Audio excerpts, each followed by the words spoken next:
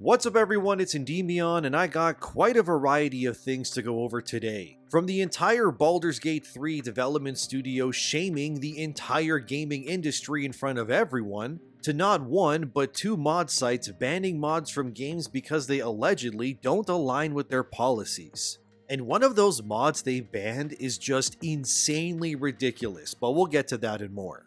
Firstly, let's start with Baldur's Gate 3. Recently, the DICE Awards happened, which is an award show that is more low-key compared to something like the Game Awards. The DICE Awards are more so a personal ceremony where actual development studios vote amongst themselves to say which games they believe deserve the most recognition from the year prior. So there's no game trailers or Timothée Chalamet's on stage, which honestly thank God, because I would rather see actual devs presenting awards than some out-of-touch celebrity, but anyways. Of course, unsurprisingly at the DICE Awards, Baldur's Gate 3 won Game of the Year, which I think we can all agree is much deserved considering it was one of the most, if not feature-complete games of last year, completely eclipsing everything else that was released when it came to player choice and depth. But while this was a time of celebration, Larian Studios also knew that every major game publisher and studio head was in that room at that same time. So instead of just thanking everyone for the award, Larian collectively on stage, from producers, devs, directors, they all stood there together and they blasted their own industry. I figure you just listened to what Larian Studios said at DICE, so let's hear them out. This is existential to us, as you can tell from all the emotion on David's face. We're very lucky. We've had a lot of stage time. Others are not so lucky. This is a really human industry, and we're really bad sometimes at showing developers what they're worth and showing the players at home that we care about them. It's kind of the elephant in the room, especially surrounded by all this opulence, which, you know, can only go so far. Without people, we would not be standing here. Without the people that work on these games, we would not be standing here. Many, many people were let go at the start of this year. I want you all to know that you are talented and that you matter and that you are the future of this industry. Don't let that flame be extinguished by our collective mistakes. I know that everyone here is scared because shit's really up. All of your projections are wrong, and it's scary. But we persevere as an industry, we will persevere as an industry, and you will all find your place, and you will all be welcomed back with open arms, and we'll still be making games for the players and for you, and with these guys. To add to that, a lot of people probably want to know what's the secret to your success. Last year I started thinking the secret to our success is the decisions that we make come from what does the player want? What do I think is best for the game? What is the most fun? What is the most crazy? People telling us we shouldn't do this, or we can't do it, or this is too challenging or too hard, like it was already said here today, that usually just gives us a kick up the arse to actually make it happen. The stuff that we make at Larian is we ask you to pay one price only for the game, and that's it. You can own it for the rest of your life.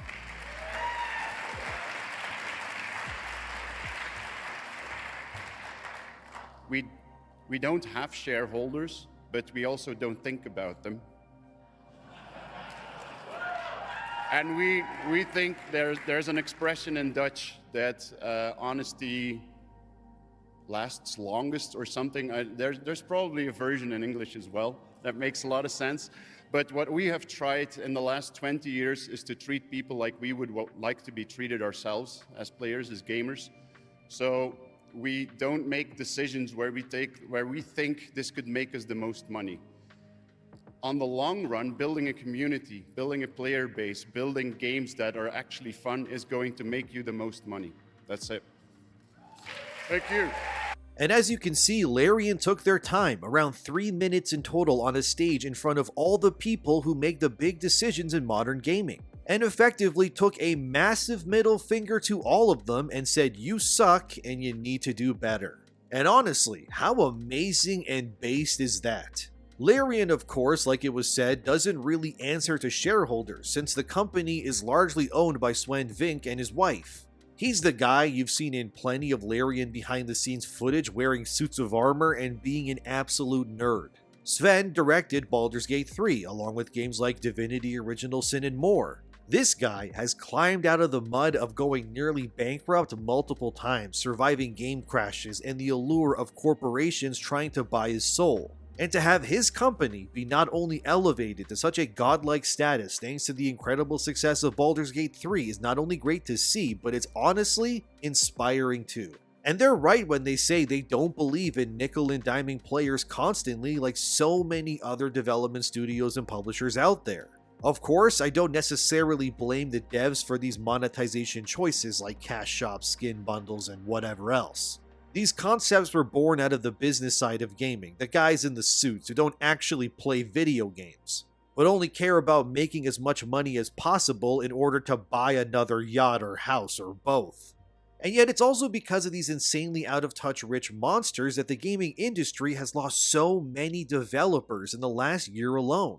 Around 16,000 developers were let go in the last year so far. To put that into perspective, Larian is around 300-ish devs, so that would mean around 53 full Larian studio-sized teams worth of developers lost their jobs due to the moronic decisions of producers and investors who strong-armed gaming into adding as much monetization as possible, amongst other things. You've also likely seen recently that there's games out there which embody the antithesis of what Baldur's Gate 3 stands for. Look at Skull and Bones from Ubisoft, which has released to overwhelmingly negative reviews from both critics and players alike. The game has been called a quadruple A game, which is what Ubisoft CEO Yves Guillemot said famously when asked why their ship battling game has so much monetization in it, while also asking for $70 American as well in order to play it. Well, that's cause the game is just so full of quality, but in reality, it's bullshit. And in a lot of ways, Skull and Bones is the next major flop of 2024 alongside Suicide Squad Kill the Justice League. And both games, surprisingly, have a lot in common as well. Skull and Bones has been in development hell for 10 years, Suicide Squad took 9 years. And both games are based on the ideas and designs of games much better than they are. In Skull and Bones' case, it's Assassin's Creed 4 Black Flag, which I still consider to be the greatest pirate game of all time. And it's even more pathetic when you have videos like this one showing how Skull and Bones is actually less technically impressive than Black Flag.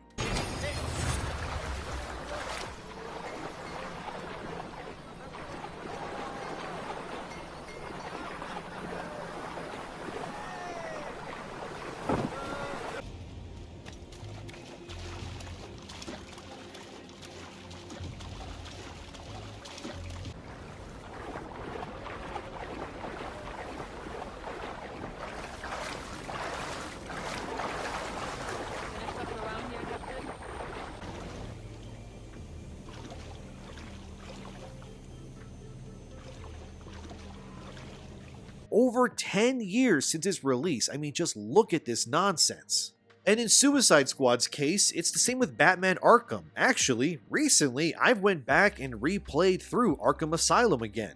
I beat the game again on hard, I got all the Riddler trophies, and I'm close to maxing out the challenges. This will be the third time I've now 100%ed Arkham Asylum, once on Xbox 360, once on PS3, and now on PS4 via my PS5.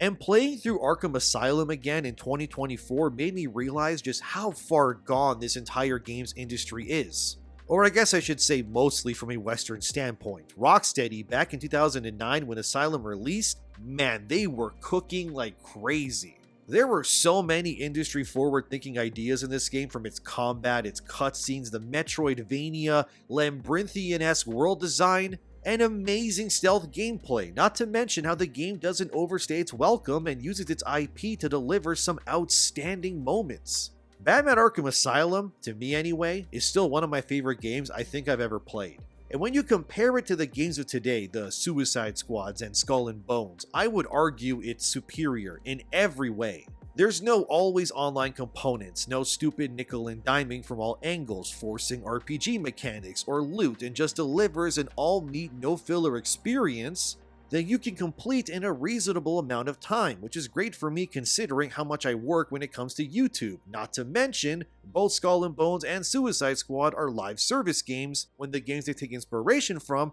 are not. Funny how that works. And Baldur's Gate 3, in my opinion, harkens back to the days of games like Batman Arkham Asylum or Black Flag. These are the kinds of games players want. Honestly, I implore you, if you're thinking of playing something right now that is short and amazing, go play Batman Arkham Asylum.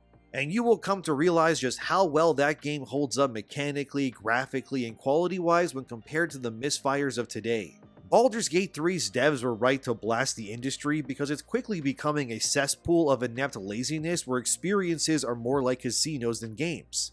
Need I remind you when an Ubisoft executive said that players need to become comfortable with not owning their games? And of course, Sven Vic whipped his meat out and slapped Ubisoft's executives across the face when he denounced their moronic opinions on Twitter. I did a whole video on that already, so I'll be brief. But Sven basically said Ubisoft is stupid and this push for players not owning the games they buy is wrong, and he's right. And it's clear based on the sort of games that keep winning Game of the Year at these award shows almost never adhere to the modern gaming skeleton that these executives and producers demand. For example, in 2009, Sekiro won Game of the Year, and for good reason.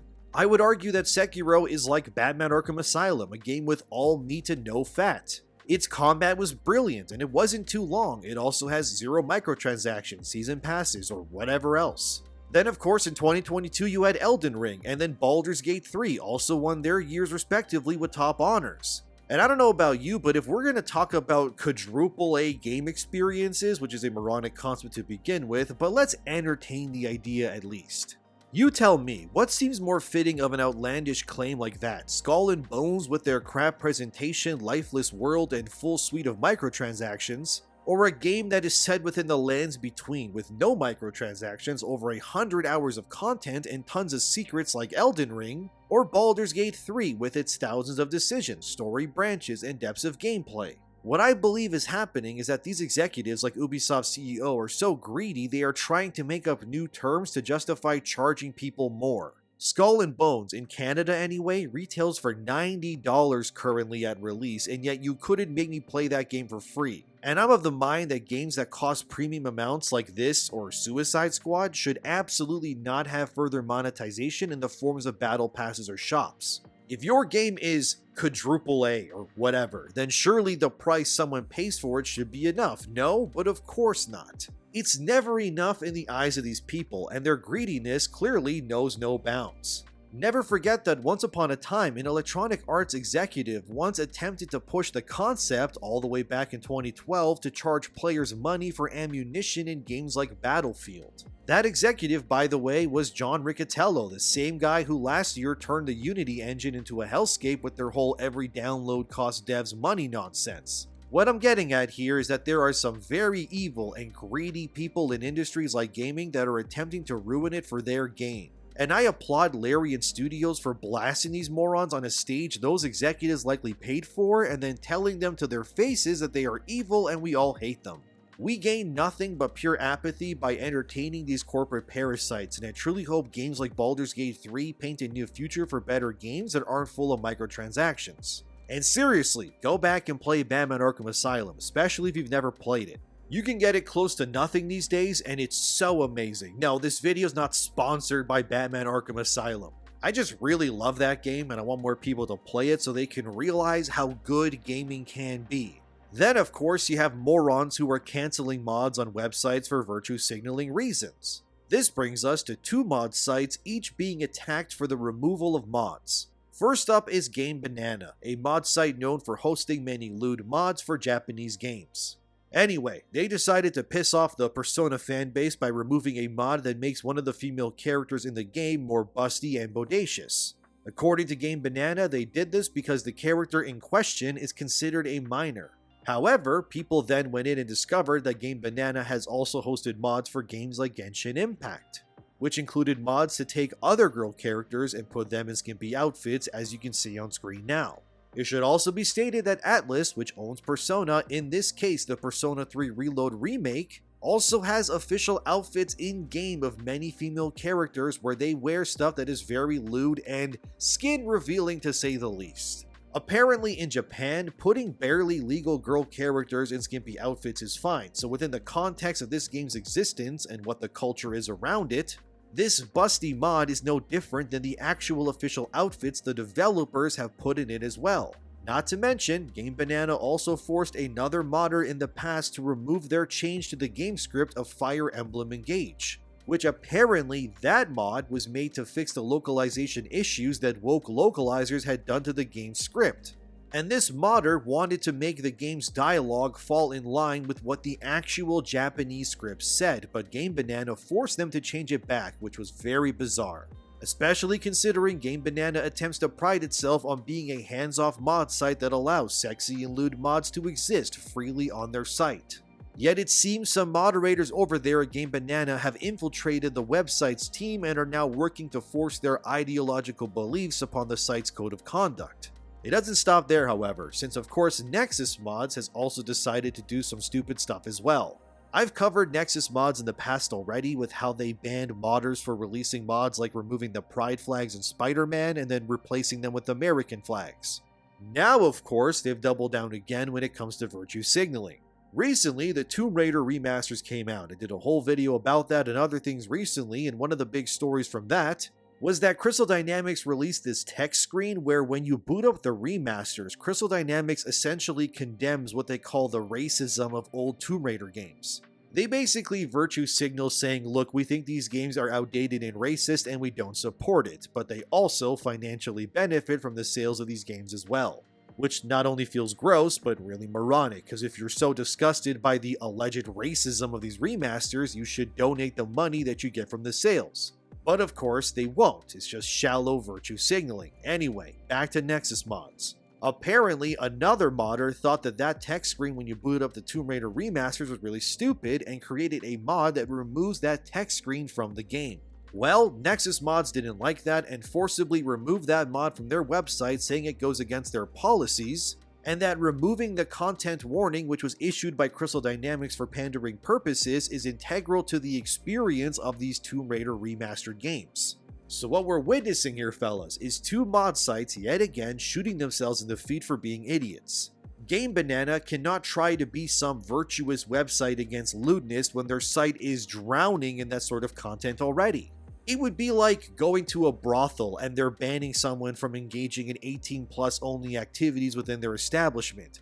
Like, my brother in Christ, that's the entire point of a brothel. That's what Game Banana is doing here. If your site is full of lewd outfits and mods for Japanese games yet you draw the line here, what are you even doing and why do you even exist in the first place? While yeah, it is weird Atlas put such lewd skins for characters who are in high school, I can't really say it's wrong considering games like Persona and others are made with the cultural guidelines and inspiration of a completely different society than my own.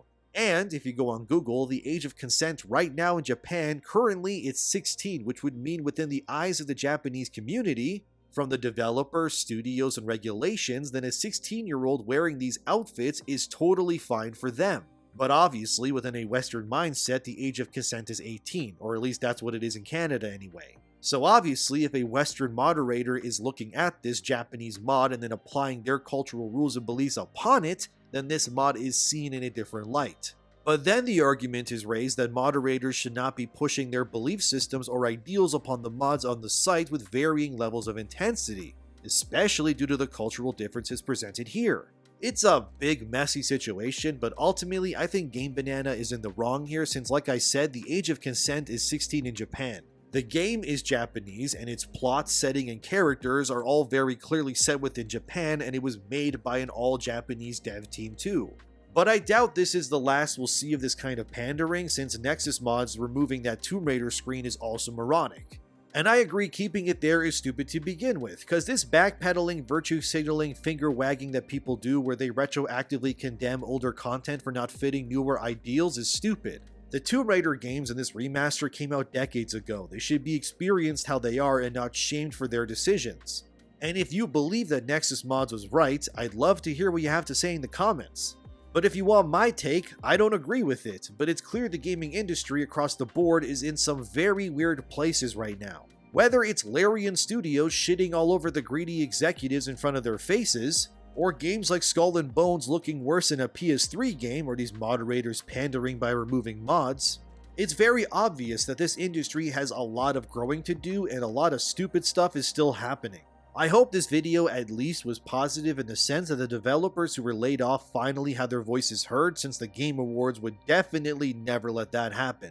And I'm glad the various gaming communities out there are speaking out against mob websites for being dumbasses, because that's what it takes to keep these places accountable. But most importantly, what do you think of the stories within this video? Let me know in the comments. As always, thank you for watching. Consider liking, subscribing, or sharing the video if you enjoyed it. Thank you to my patrons, and have a wonderful day. I hope you enjoy some video games today. Give yourself a break and slow down for a second and just relax. Life is not a race, my friends. Try to enjoy it sometimes. Anyway, I'll see you in the next one.